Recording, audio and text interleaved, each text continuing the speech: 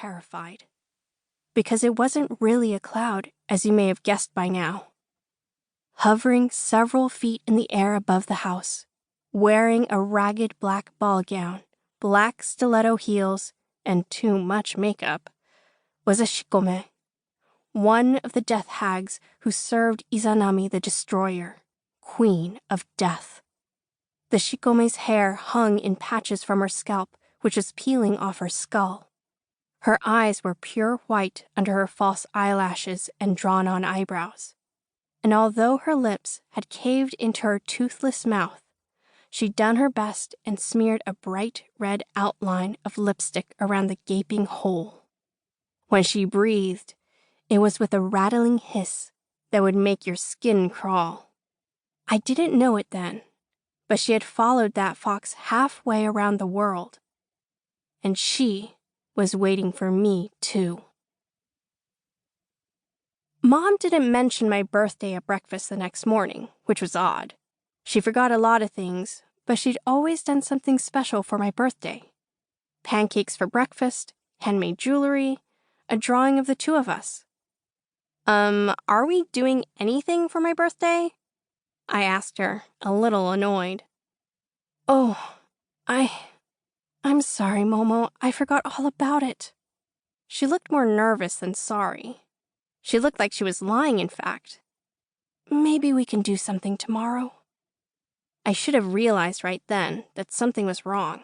But instead I decided to believe that she was planning a surprise and dropped the subject. I told her about the fox, without the waiting and winking part, because the whole issue with my imagination was kind of a sensitive subject between us. Still, Mom loves foxes, and I thought she'd get a kick out of knowing there had been one in the backyard. But instead of smiling with delight, or asking me reproachfully why I hadn't woken her, she went pale. What did he look like? She asked. I don't know, like a fox, I said impatiently. Sharp nose, bushy tail. Where did he go? I shrugged. The last I saw him, he was hiding under the pine trees. Mom stared into the air, and her eyes grew unfocused. What? She refocused on me and bit her lip. Nothing, she said. Nothing at all. Shivering, she pulled her bathrobe more tightly around herself before sighing and leaning back in her chair, eyes closed. I forgot about the fox. Are you okay? I'm just a little tired. I think I might go back to bed. She pushed herself up and left the kitchen, moving slowly, carefully, as if walking was causing her pain. As I finished getting ready for school, I wondered if I should make a doctor appointment for her. I was used to making them for myself. She wasn't the greatest at stuff like that. But how would I convince her to go? She hated doctors, and I couldn't remember the last time she'd gone to one.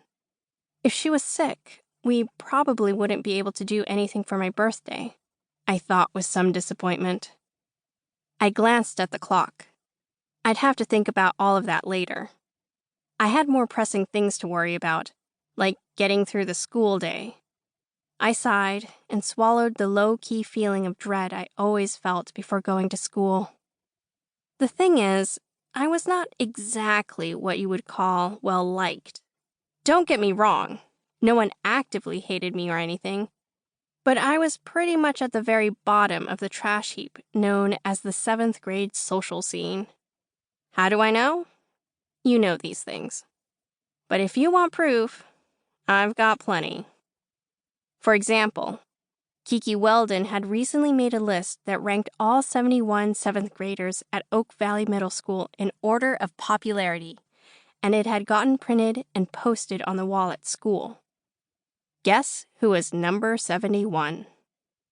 Even worse than my rank was the fact that other low-ranked kids seemed to think that associating with me might somehow jeopardize their sweet, sweet spots in the upper 60s.